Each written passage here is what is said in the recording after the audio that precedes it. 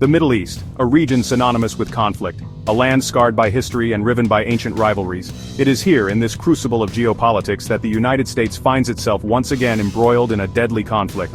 This time, the adversary is the Houthis, a Shia Muslim group that controls much of Yemen. The conflict, which has simmered for years, escalated dramatically on March 15, 2025, when the U.S. launched a series of airstrikes against Houthi targets. This marked the beginning of the largest U.S. military campaign in the region since the start of President Trump's second term in January. The U.S. airstrikes, carried out with ruthless efficiency, targeted key Houthi facilities across Yemen. The roar of explosions echoed across the cities of Hodeidah, Al Jawf province, Sana'a, and Sa'ada. These strikes, precise and devastating, left a trail of destruction in their wake. Houthi sources report a grim toll, at least 53 killed, including innocent women and children, and nearly 100 injured. The world watched with bated breath as smoke billowed over these ancient cities, a stark reminder of the human cost of war. The U.S., in its official statements, maintained that the airstrikes were not an act of aggression, but a necessary response to Houthi provocations. The justification protecting vital shipping routes in the Red Sea. These routes, lifelines of global commerce, had come under increasing threat from Houthi attacks. The attacks, the U.S. argued, escalated after the Hamas-Israel war in Gaza in October 2023, and resumed with renewed vigor after a fragile January 2025 ceasefire crumbled, prompting Israel to cut aid to Gaza. The Houthi response to the U.S. airstrikes was swift and defiant. Abdul Malik al-Houthi, the group's leader, vowed to retaliate, his words echoing with anger and determination. He threatened U.S. warships in the region, claiming that his forces had already launched attacks, a claim vehemently denied by U.S. officials. The Houthis, framing their actions as solidarity with the Palestinians, seemed undeterred by the American show of force. Their resilience, fueled by ideology and a deep-seated resentment of foreign intervention, posed a significant challenge to U.S. objectives in the region.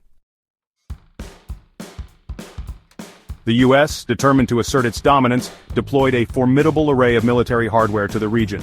The USS Harry S. Truman Carrier Strike Group, a potent symbol of American naval power, patrolled the waters, ready to respond to any threat.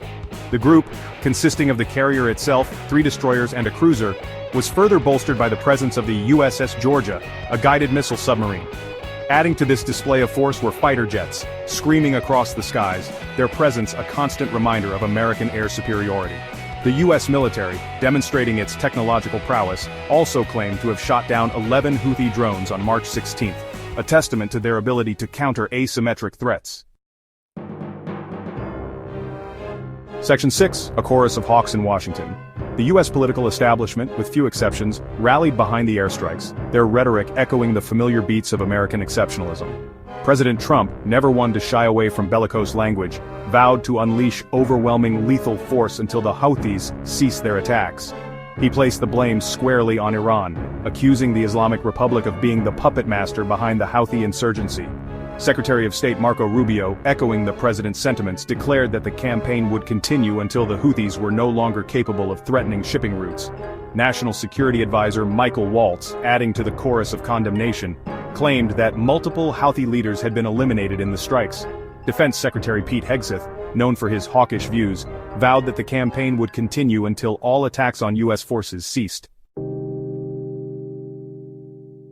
Section 7, the long shadow of Iran. Iran, once again, found itself at the center of the storm. The U.S., accusing Tehran of arming and funding the Houthis, painted the Islamic Republic as the primary instigator of the crisis. Iran, however, vehemently denied any involvement, dismissing the accusations as baseless and politically motivated. The war of words between Washington and Tehran underscored the deep mistrust that has long plagued relations between the two countries. Despite the escalating tensions, there was a glimmer of hope for diplomacy. An Emirati official reportedly delivered a letter from President Trump to Iran's supreme leader Ayatollah Ali Khamenei, proposing nuclear talks. The offer, however, was swiftly rejected by the supreme leader, signaling the long road ahead for any diplomatic solution. Section 8, a world concerned but powerless. The international community, caught between concern for regional stability and a reluctance to challenge the U.S., responded to the airstrikes with a mixture of caution and condemnation.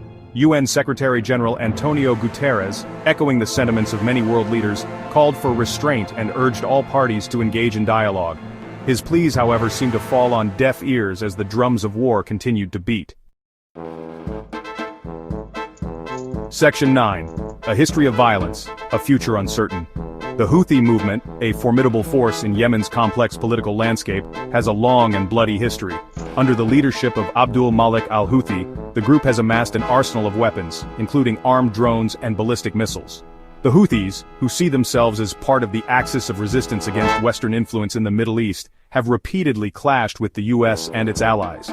According to some estimates, they have launched 174 attacks on the US Navy and 145 attacks on commercial shipping in the past 18 months alone. The group thrives in an environment of chaos and instability, drawing strength from the grievances of Yemen's marginalized population. The US airstrikes, while intended to weaken the Houthis, threaten to further destabilize Yemen, pushing the country deeper into the abyss of civil war.